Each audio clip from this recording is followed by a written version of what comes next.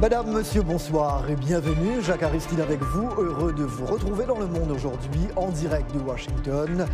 Les titres que nous allons développer ce soir.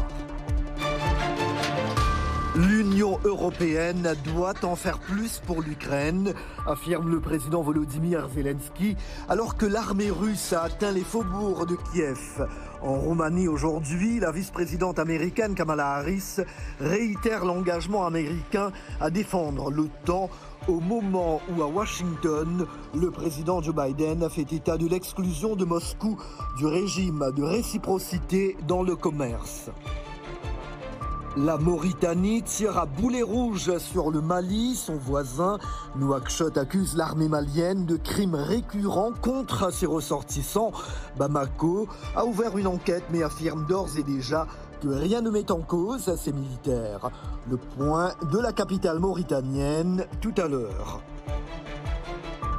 Du sport à venir également, la BAL, la Basketball Africa League, bat son plein à Dakar. Tout le programme en seconde partie de journal avec Yacouba Ouedraogo, mais il y aura du ballon rond aussi, avec un coup de projecteur sur le tout jeune football féminin du Soudan.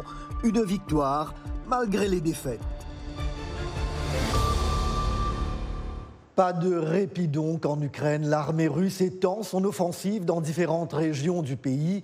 Après avoir atteint les faubourgs de Kiev, la capitale, le chef de l'État ukrainien, Volodymyr Zelensky, appelle l'Union européenne à en faire davantage pour son pays au lendemain du rejet par les dirigeants européens de toute adhésion rapide de l'Ukraine à l'UE. Quant au maître du Kremlin, Vladimir Poutine, il indique voir des avancées positives dans les pourparlers russo-ukrainiens. La vice-présidente américaine, elle, poursuit son périple dans la région.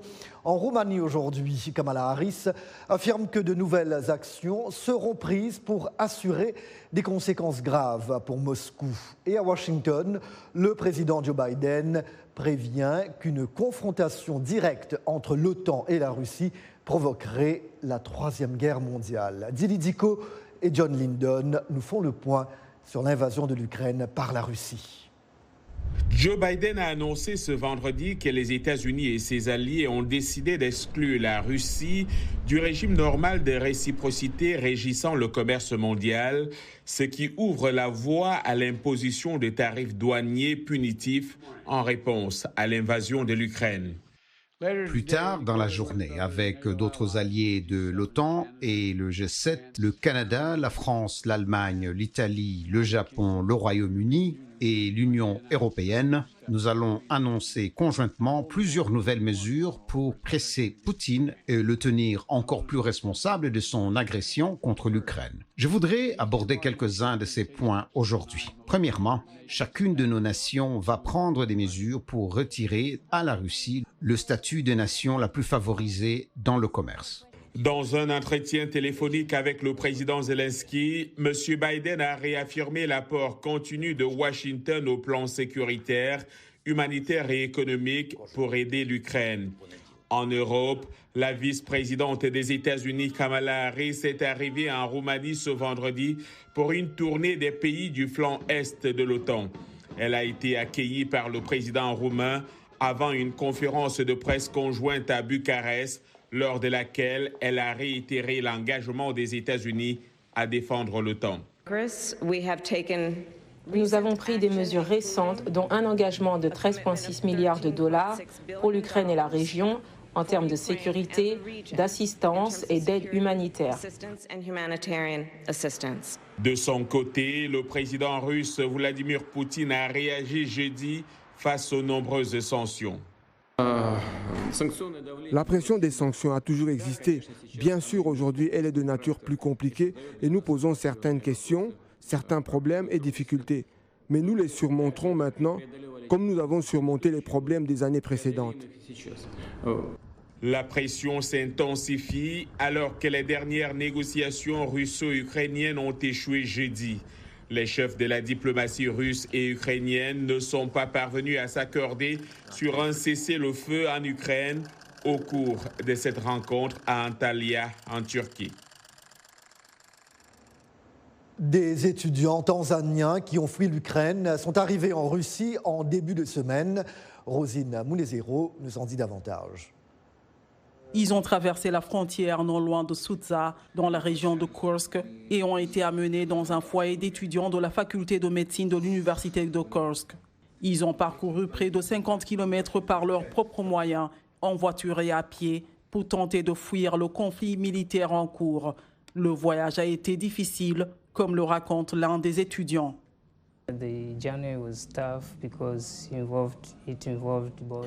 Le voyage était difficile car il fallait aller à la fois en voiture et à pied. Nous avons commencé notre voyage en voiture depuis l'auberge de jeunesse de Sami jusqu'à un endroit où nous avons été déposés et nous avons commencé à marcher.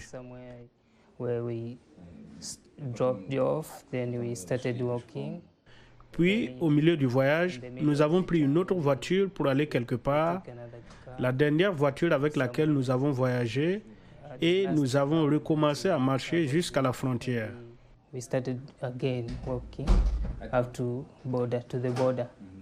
L'université de Kursk en Russie affirme avoir accueilli ses étudiants. À leur arrivée, ils ont tous été pris en charge, logistiquement et médicalement. 11 étudiants de l'université de Soumy sont arrivés dans la nuit, des étudiants de Tanzanie. Nous les avons accueillis et emmenés dans l'auberge numéro 4 de notre université, à la faculté de médecine de Kursk. Ils se sont lavés, ont changé les vêtements, nous leur avons donné de la nourriture, un endroit pour dormir et un examen médical approfondi. L'ambassadeur tanzanien en Russie s'est rendu à Kursk. Il comptait aider les étudiants à rentrer chez eux le plus rapidement possible. Des étudiants sud-africains qui ont également quitté l'Ukraine en raison de la guerre sont eux rentrés chez eux. Le gouvernement de Pretoria a contribué financièrement à leur retour. Les détails avec Gabi Dorsil. Plus de 2 millions de personnes ont fui l'Ukraine depuis le début de l'invasion russe il y a 2 semaines. Parmi elles, des milliers d'Africains qui se sont précipités vers les pays voisins. 10 étudiants sud-africains, la plupart encore vêtus de leurs habits d'hiver, ont été accueillis à Johannesburg en provenance de la Pologne. Leurs familles sont soulagées de savoir leurs enfants sains et saufs. Cette jeune étudiante raconte son expérience traumatisante. Des gens sont bombardés, des gens meurent tous les jours et mon seul plaidoyer est que nous prenions cela très au sérieux et que nous nous assurions que notre gouvernement œuvre pour la paix. À des milliers de kilomètres de là, en Ukraine, la capitale Kiev et la deuxième ville du pays, Kharkiv, résistent à l'invasion russe malgré de violents bombardements, mais non sans peine. Selon les autorités ukrainiennes, 1200 civils sont déjà morts depuis le début du conflit. Depuis que les forces russes ont envahi son pays, le président ukrainien Volodymyr Zelensky est devenu un héros aux yeux de beaucoup aux 4 coins du globe. De comique à chef de guerre, son portrait avec Jenny Kapumbu-Villa. Jusqu'à récemment, l'ancien acteur et comédien de 44 ans n'était pas très connu en dehors de son pays natal. Il est arrivé au pouvoir au printemps 2019 avec 73% des voix, battant l'ancien président Petro Poroshenko. Avant les élections, Zelensky était surtout connu pour avoir incarné le rôle d'un professeur d'histoire au lycée dans l'émission télévisée à succès Servant of the People, serviteur du peuple, où il est devenu célèbre. Il a été élu président de l'Ukraine après qu'une vidéo virale l'a capturé en train de dénoncer la corruption généralisée.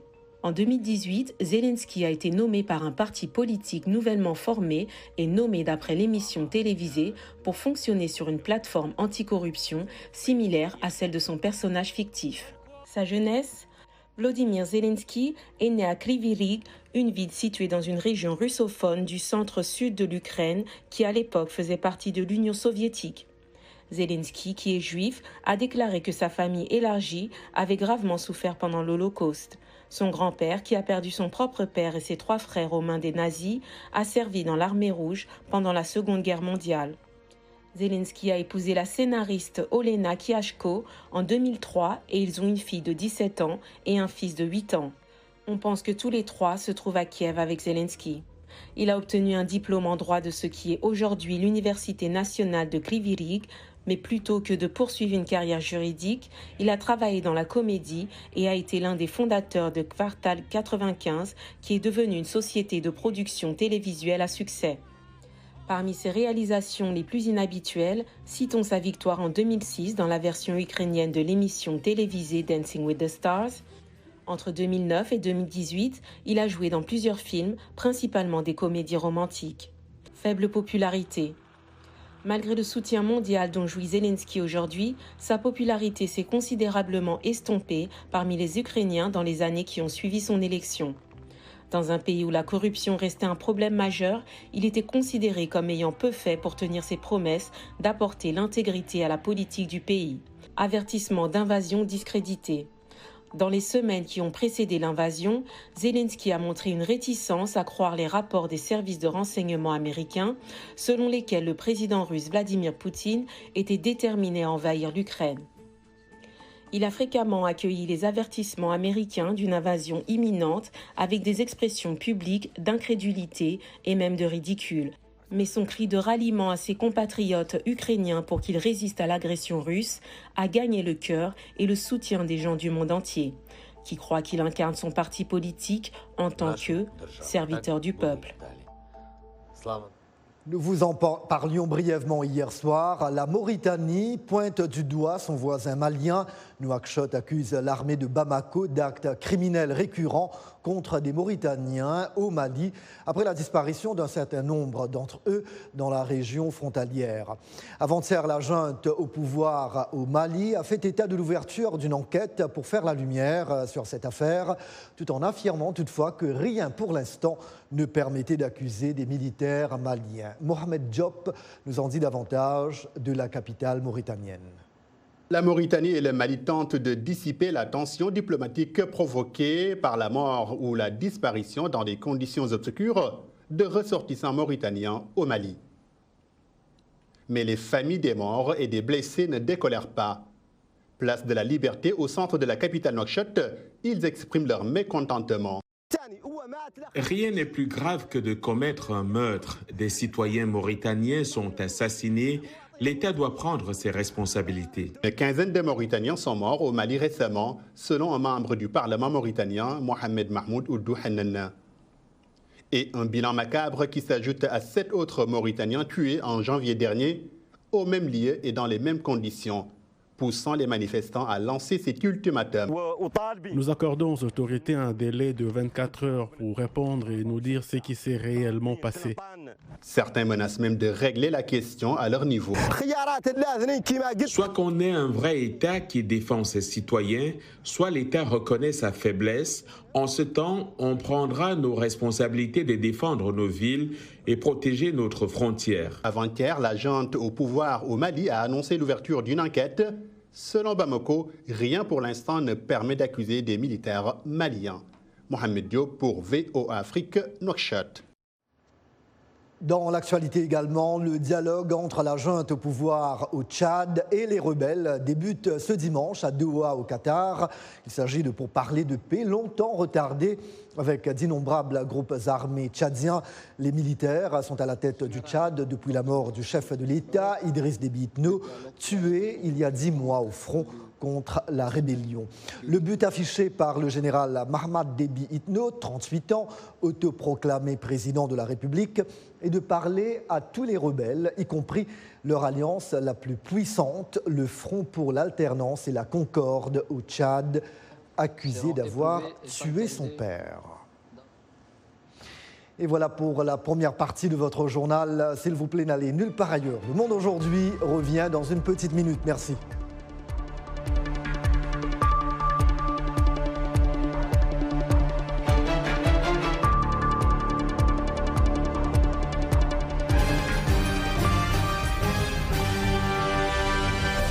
Mbote Ndeko Eli Sango, mbote na bino banso, bozali kolanda Saona Lingala na la Voix de l'Amérique, Uto, Washington DC.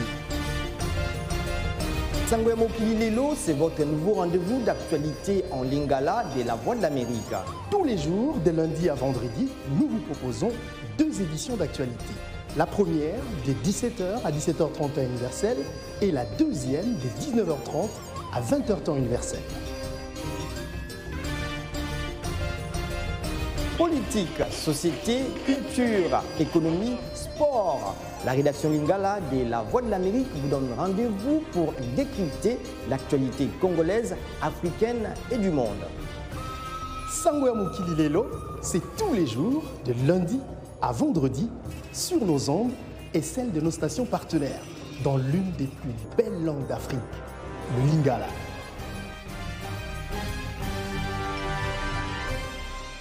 Eh bien, merci d'être toujours avec nous dans Le Monde aujourd'hui, un programme de VOA Afrique. D'emblée, nous passons à Culture Hebdo, notre rubrique du vendredi, avec aux commandes, bien évidemment, Roger Mountou. Roger qui nous rejoint en direct sur ce plateau. Bonsoir, Roger. Bonsoir, Jacques, ça va? Ravi de vous retrouver. Ça fait un bail, Roger. Ça fait bail, hein, mais c'est Omicron, il y a tout ça. On nous fait rentrer à la maison, on revient, voilà. Bah oui, on revient, voilà, absolument. Ouais. Alors, Roger, Spotify bloque Authy et Sputnik et ferme son bureau en Russie. Exactement, hein. Le géant suédois de la musique en ligne Spotify tire un trait sur ses abonnements payants en Russie, rendus quasi impossibles par les sanctions sur les cartes bancaires et moyens de paiement dans le pays, a-t-il annoncé jeudi. Du fait des nouvelles restrictions mises en place par les principaux fournisseurs de paiement, la majorité des utilisateurs premium en Russie ne peuvent plus effectuer leur paiement, a affirmé à l'AFP un porte-parole du numéro 1 mondial de plateforme audio. Les comptes payants seront annulés si le paiement mensuel échoue et le compte sera automatiquement basculé vers notre service gratuit, a-t-il précisé dans une déclaration. Spotify, Jacques, n'a pas confirmé dans l'immédiat le nombre d'abonnés qu'il va perdre en Russie, mais selon le magazine américain Variety, il compte revoir à la baisse de 1,5 million sa prévision d'abonnés à la fin du premier trimestre. Ouais. Et maintenant, Roger, vous allez nous faire découvrir un artiste pas comme les autres. Exactement, un artiste pas comme les autres, mais je commence d'abord par vous poser une question. Oui. Quand je vous dis poulet ou chicken, à quoi vous pensez? Volaille, voilà. Du rôti. Du rôti, n'est-ce pas? Poulet, vous pensez à yam, du curry, pourquoi pas? Ben voilà, en tout cas pas headless chicken, en tout cas, ben ça c'est vrai. Mais écoutez, l'artiste peintre Cohen Van Schellen, lui, voit les choses différemment. Il est surtout connu pour The Cosmopolitan Chicken, un projet international qui, par le croisement de races nationales de poules domestiques, est à la recherche de la poule parfaite. En tout cas, c'est ce qu'il nous a dit. Il vit à Mewen, à Gertrude, et son atelier est situé à Hasselt, dans le Limbourg belge. Je l'ai rencontré ici à Washington pour me parler de son art, un art, comme vous l'avez si bien dit, pas comme les autres. Suivons. Quand je pense à une poule, je pense aussi à sa saveur. Mais je vais même plus loin. Je découvre tous les niveaux artistiques de cet animal. Et vous savez, autant de niveaux il y a, autant de saveurs vous aurez dans cette poule. L'objectif de mon projet est d'obtenir une poule cosmopolite, porteuse de tous les gènes, de toutes les espèces de poules du monde.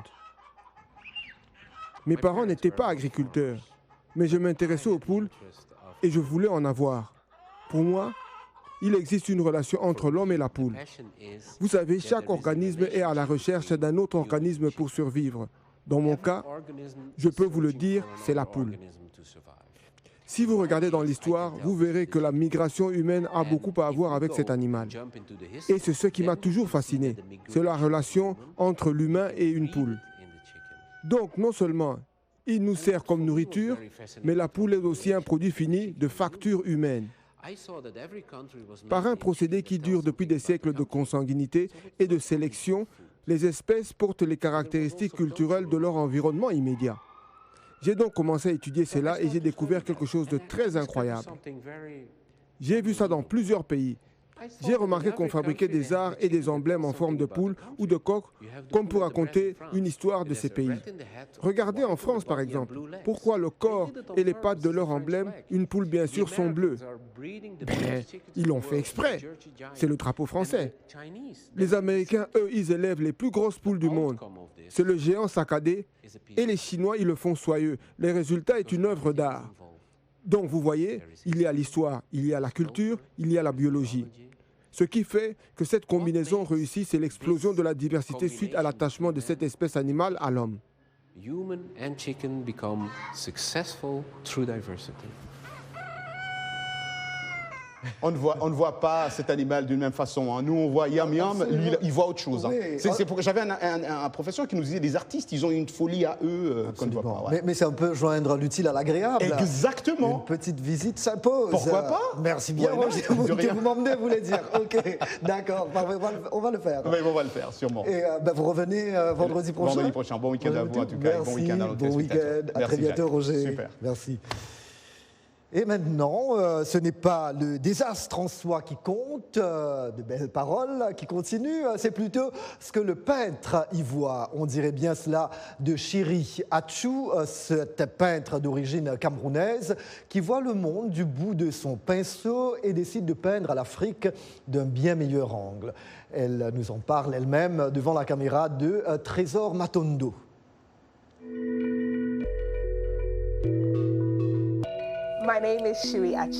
Mon nom est Chiri Achou et je suis peintre. Je peins depuis mon enfance.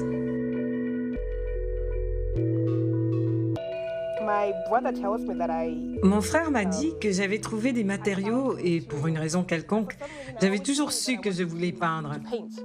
C'est étrange parce que je n'avais jamais vu quelqu'un peindre avant, mais je savais que c'était quelque chose que je devais faire.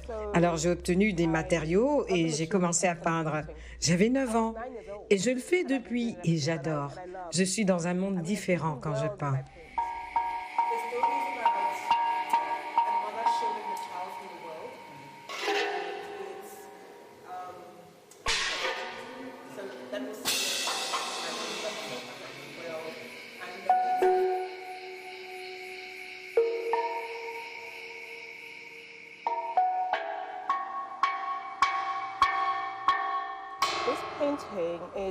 Ce tableau, et je pense qu'il représente une dame qui est dans son élément. Je pense qu'elle est libre. Elle se tient quelque part toute seule, mais très satisfaite et libre, et en paix.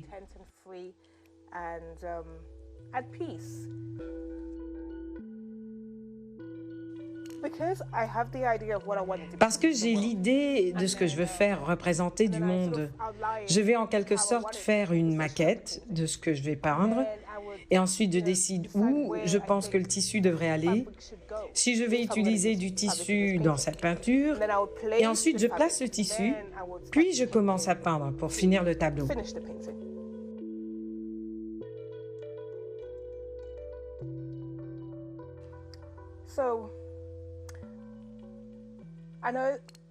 Ben voilà, je sais qu'il y a des conflits en Afrique, qu'il y a des difficultés et qu'il y a cette pauvreté.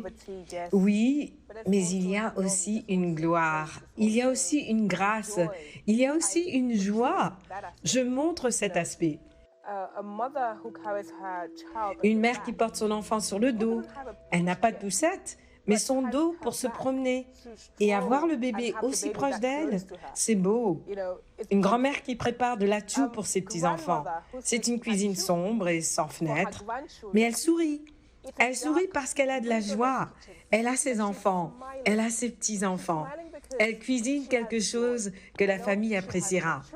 Donc je veux peindre ces aspects, ces beaux aspects-là de la culture africaine et de la vie africaine à travers mes œuvres.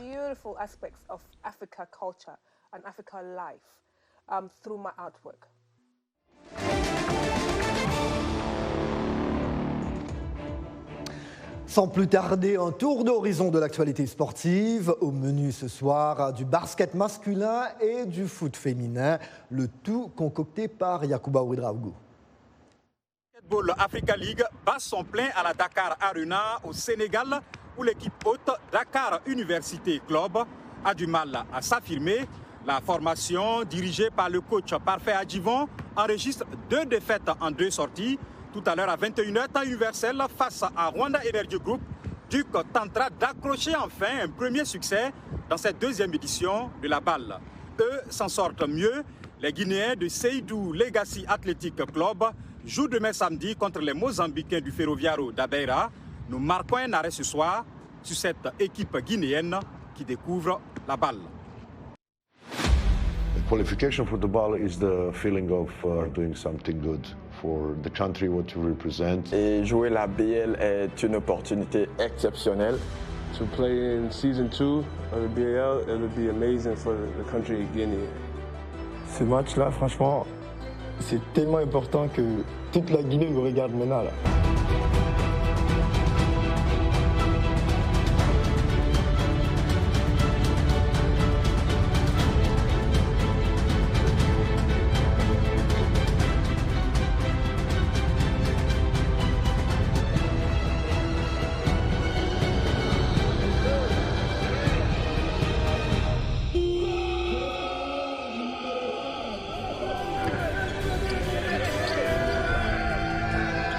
Said 0-0 on the clock, it was like, wow, thank you. It was like, it made everything even better because it was like, we fought, they fought. It was a great game and nobody wanted to lose, but somebody has to.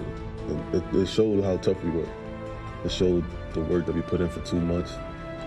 J'étais une explosion de joie, je savais pas ce que je faisais. Je faisais que crier, je pensais aux entraînements, aux durs entraînements qu'on a passés, qu'on a crié. C'est inexplicable en fait.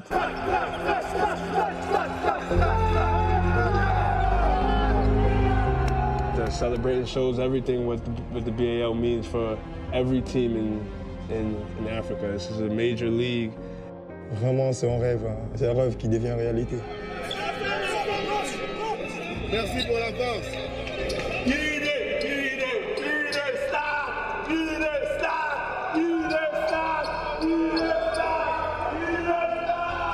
It's called SLAC, but it's still Guinea. So just for Guinea people to say we have a team in the ball, that's bigger than anything. That's bigger, honestly, it's bigger than me. So I think that's the motivation for us.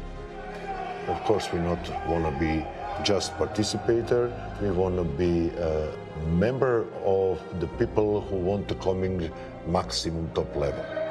Montrer que le SLAC de Guinée, le basketball guinéen, peut le faire au plus haut niveau, malgré les maigres moyens, et nous sommes prêts à tout pour y arriver. Vous le savez, c'est le mois de la femme et nous faisons une escale ce soir sur le football féminin soudanais. Créé il y a moins d'1 an, l'équipe nationale de football féminin du Soudan enchaîne les défaites. Mais dans un pays où la répression des manifestations anti-putsch fait chaque semaine de nouvelles victimes, s'entraîner est quasiment impossible et le seul fait de disputer un match est déjà une victoire. Une victoire au goût de revanche pour celles qui étaient condamnées à jouer en secret sous l'ancien président Omar El-Béchir. Suivez. Rien que d'être là, sur la pelouse de ce stade proche de Khartoum, c'est déjà une victoire pour elle. Sous le règne de l'ancien président Omar El-Béchir jusqu'en 2019, les Soudanaises n'avaient pas le droit de jouer au football. Seules quelques-unes osaient le faire en secret dans des endroits isolés. Aujourd'hui, une équipe nationale féminine existe. Mais elle a bien du mal à s'entraîner depuis le coup d'État militaire du 25 octobre. Ce putsch a eu lieu la veille d'une rencontre de la Coupe d'Afrique des Nations dames qui aurait dû l'opposer à l'équipe algérienne. On ne s'est entraîné qu'une semaine. On n'était donc pas en forme pour être performante, même si nos entraîneuses ont fait de leur mieux pendant cette courte durée. Nous remercions nos supporters qui se sont déplacés pour nous soutenir et qui sont à nos côtés, même en cas de défaite.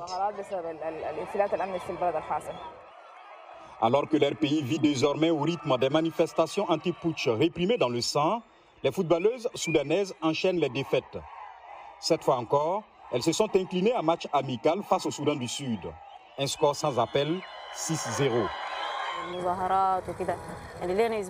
La situation sécuritaire nous a beaucoup affectés.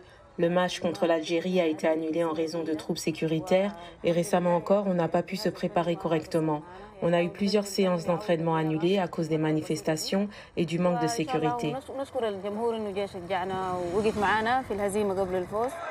La toute jeune équipe voit dans la présence de ses supporters la preuve que les Soudanais sont de plus en plus... Point final à ce journal. Très bon week-end à vous.